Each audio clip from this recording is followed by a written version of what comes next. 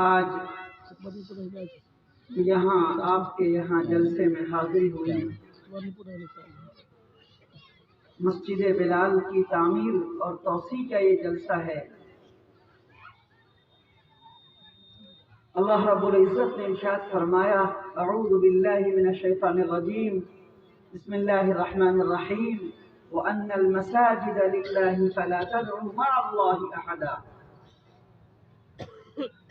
تعمیر مسجد کے حوالے سے ہمارے برادر مکرم رفیق گرامی مولانا مفتی محمد ثاقب قاسمی صاحب،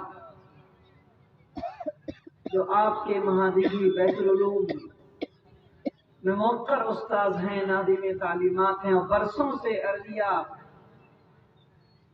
سے یہاں خدمت انجام دے رہے ہیں، انہوں نے بڑی اچھی گفتگو فرمائی، آپ حضرات کے سامنے میں باتیں رکھی۔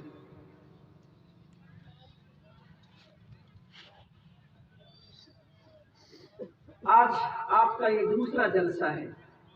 پنڈال میں مائیں بھی ہیں، بہنیں بھی ہیں۔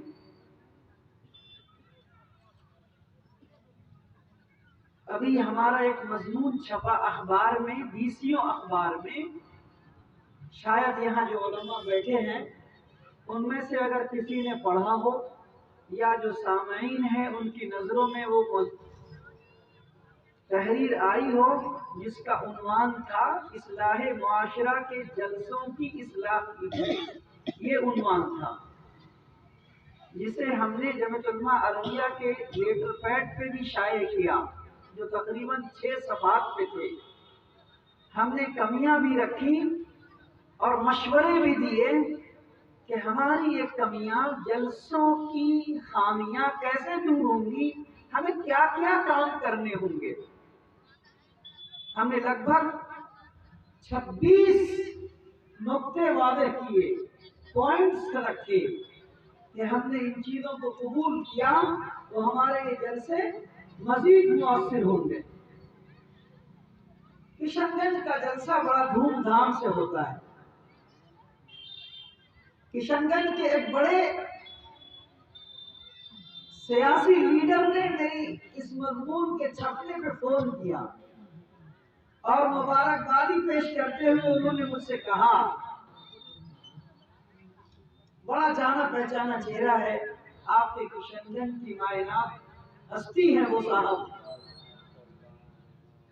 انہوں نے کہا کہ ہم لوگ برسوں سے کوشش کرتے ہیں لیکن اذان ہونے دی۔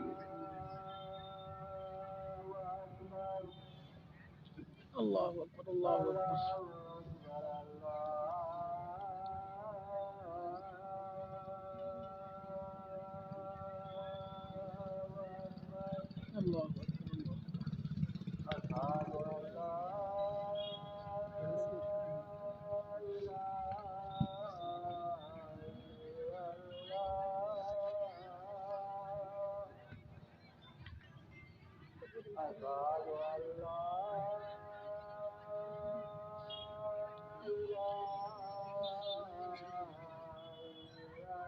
کر رہے ہیں لیکن کوئی سنتا نہیں ہے۔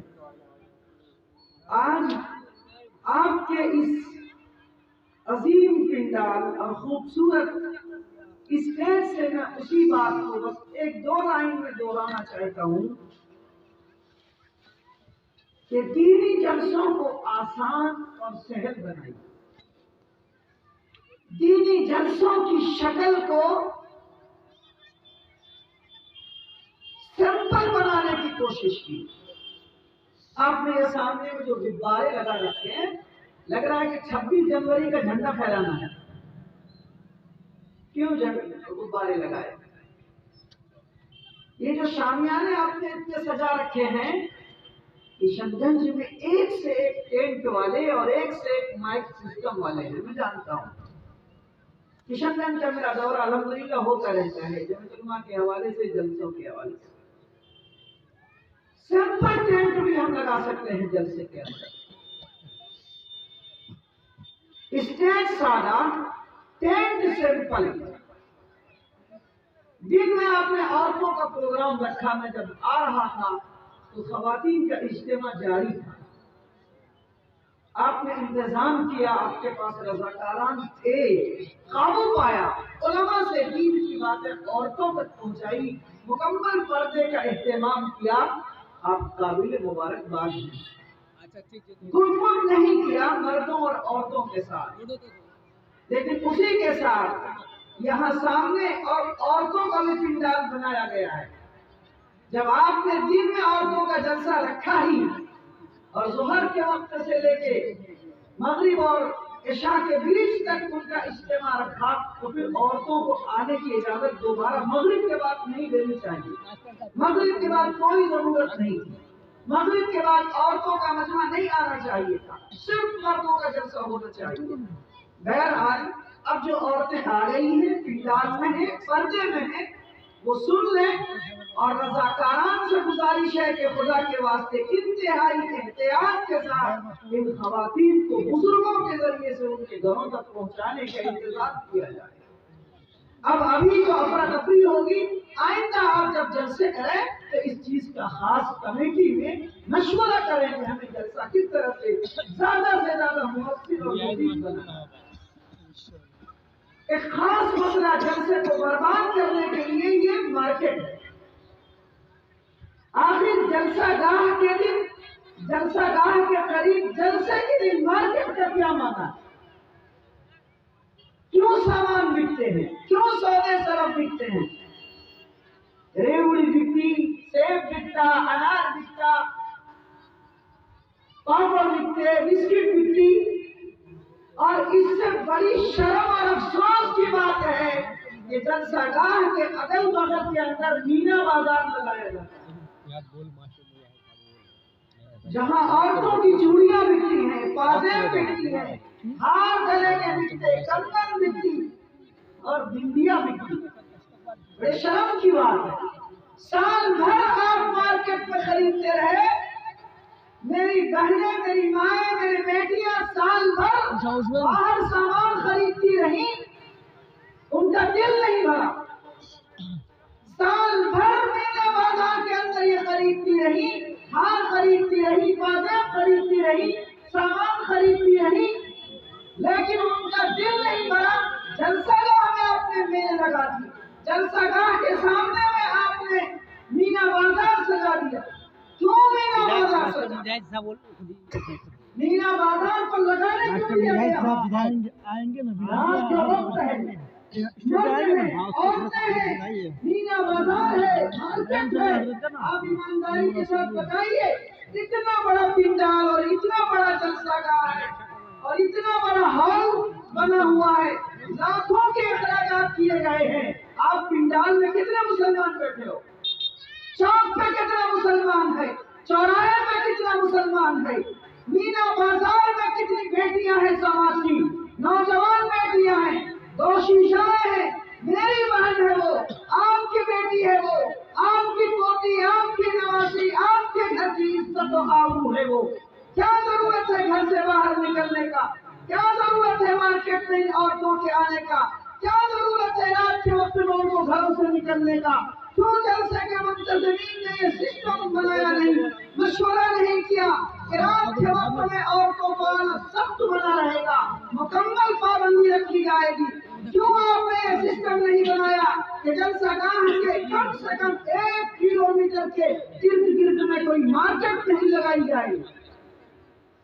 اگر آج آپ نہیں کر سکے اور آج آپ قابو نہیں پا سکے تو آپ سے میں درخواست کرتا ہوں، آپ سے میں گزارش کرتا ہوں کہ آپ آئندہ جب جلسہ کریں تو مشورہ کر کے یہ طے کریں کہ آپ کے جلسہ گاہ کے ارد گرد کم سے کم 1 کلومیٹر کے ایریے کے اندر کوئی مارکیٹ نہ لگے، 1 کلومیٹر کے ارد گرد میں کوئی چائے کی دکان والا، کوئی پان کی دکان والا، کوئی پرچون والا، کوئی نون تیل ادرک والا نہیں آنا چاہیے، اور خاص طور پہ کسی بھی حال میں مینا بازار عورتوں کے کاسمیٹک سامان کی مارکیٹ نہیں رکھنی چاہیے۔ یاد رکھو مسلمانوں، آج میں مختصر بات نوجوانوں سے کہہ کے رخصت ہو جانا چاہیے۔ آپ انتہائی قیمتی لوگ ہیں، اللہ نے ایمان کی دولت سے آپ کو نوازا ہے، آپ جس ملک میں رہتے ہیں، جس دیش میں بستے ہیں، یہ ہمارا اور آپ کا اور ہم سب کا ملک ہے۔ اس ملک کے اندر سارے مذاہب کے لوگ امن کے ساتھ، سکون کے ساتھ، قانون اور آئین و دستور کے دائرے میں رہ کے عمل کر رہے ہیں۔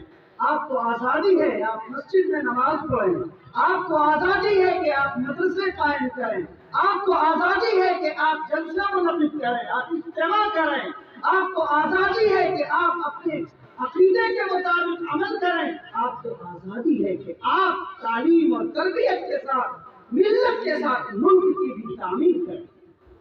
نوجوانوں، میں تھوڑی دیر صرف نوجوانوں سے چند باتیں کہتا ہوں اور بات سمیٹنے کی کوشش کرتا ہوں۔ پہلی بات، دماغ پر سیٹ کر لیجیے کہ شنکر کے لوگوں، یہ پیسہ بھی کچھ دن پہلے آپ کے یہاں کتنا بڑا اجتماع ہوا، کتنے مسلمان راہ خدا میں نکلے۔ جو لوگ جس دن آپ کا جلسہ ہو رہا تھا، تیسرا دن تھا، اتفاق کی بات ہے کہ اس دن بھی میں جلسے میں تھا، یہی کی شنکر کے اندر تھا۔ مجھے ایک چیز گرا گزری، آپ کے جلسے میں اتنا کثیر خرچہ ہوتا ہے، جلسوں کے خرچے کو کم کیجیے، کوشش کیجیے مختصر کرنے کی، کوشش کیجیے کہ فضولیات سے بچنے کی، کوشش کیجیے کہ آپ کا جلسہ گاہ کوئی تماشا گاہ نظر نہ آئے، آپ کے اسٹیج سے رونق ہونی چاہیے، آپ کے جلسہ گاہ سے سادگی ٹپکنی چاہیے، کیونکہ آپ نبی کا پیغام دینے کے لیے جلسہ بلاتے ہیں۔ نبی کے دین کی دعوت اسٹیج سے دی جاتی ہے، دعوت دینے والا عالم اور قبول کرنے والا جناب محمد رسول اللہ صلی اللہ علیہ وسلم کی امتی کو ہوتے ہیں۔ اس لیے یہ دین میں جذبہ ہونا چاہیے کہ ہم دین کے نام پہ جلسہ کر رہے ہیں، شریعت کے نام پہ جلسہ کر رہے ہیں، قرآن کے نام پہ جلسہ کر رہے ہیں، حدیث کے نام پہ جلسہ کر رہے ہیں، دین اسلام کے نام پہ جلسہ کر رہے ہیں، ایمان اور اسلام کی دعوت دینے کے لیے ہم جلسہ کر رہے ہیں، ہم معاشرے کی اصلاح کے نام پہ جلسہ کر رہے ہیں، اچھے معاشرے کی تشکیل، بہتر معاشرے کی تعمیر کے لیے ہم جلسہ کر رہے ہیں۔ اس لیے جلسہ گاہ سے بھی ٹپکنا چاہیے۔ اب ایمانداری کے ساتھ مجھے بتائیے، آپ دل پہ کلیجے پہ ہاتھ رکھ کے بولیے، اچھا نہیں لگے گا، لیکن میں ایک بات بتاتا ہوں، آپ کے بیٹے کی شادی ہے، آپ نے شامیانہ لگایا، ڈیکوریشن کی، پنڈال لگائے مہمانوں کے لیے، لیکن اگلے دن اتفاق سے آپ کے گھر میں ایک جنازہ ہو گیا، میرے گھر میں ایک جنازہ ہو گیا، کافی بڑے آدمی کا جنازہ تھا، کافی کثیر تعداد میں لوگ وہاں جمع ہوئے، کافی سخت تیز دھوپ تھی، سبھوں کے لیے پنڈال کا نصب کرنا تھا۔ دل پہ ہاتھ رکھ کے بولیے، جو شامیانہ، جو پنڈال، جو اسٹیج دولہے دلہن اور مہمانوں کے لیے ایک دن پہلے آپ نے لگائے تھے، جس دن جنازہ ہے، کیا اس دن بھی آپ وہی پنڈال لگاؤ گے، وہی اسٹیج لگاؤ گے، وہی خوشی کے گیت گاؤ گے، وہی ترانے پڑھو گے؟ آپ کہیں گے کہ نہیں، خوشی کی مجلس الگ ہوتی ہے، غم کا موقع الگ ہے۔ جس طریقے سے خوشی اور غم کے موقع الگ ہیں، آپ کو یہ طے کرنا ہوگا، خوشیوں کی محفلوں کے طور طریقے بھی الگ ہوتے، دین کی مجلسوں کی شان و شوکت بھی الگ ہوتی۔ اس لیے آپ ذہن میں رکھیے آئندہ کے لیے، میں آؤں نہ آؤں، رہوں نہ رہوں، لیکن آپ میرے بھائی ہیں، آپ میرے دوست ہیں، آپ سے ہمارا ایمان کا رشتہ ہے، ہم سب ایک ہیں، ہم امت واحدہ ہیں۔ سورج پورب نکلے، وہاں اگر ایک ایمان والا بستا ہے، سورج پچھم میں ڈوبے، اگر وہاں ایک ایمان والا بستا ہے، تو دونوں ایمان کے رشتے کے لحاظ سے بھائی بھائی۔ سورج گہن لگے، اگر اندھیرا پورب میں ہو، تو کعبہ کی طرف بھی یہ مسلمان کو محسوس ہونا چاہیے کہ سورج نے اندھیرا کیا ہے تو میرے کسی بھائی کے گھر میں اندھیرا ہو۔ اتنے مضبوطی کے ساتھ رہنے کی کوشش کرو کہ یہ محسوس ہو کہ آپ ایمان والے ہیں۔ نوجوانوں، آپ سے دو چار باتیں کہتا ہوں، خاص طور پہ نوجوانوں سے۔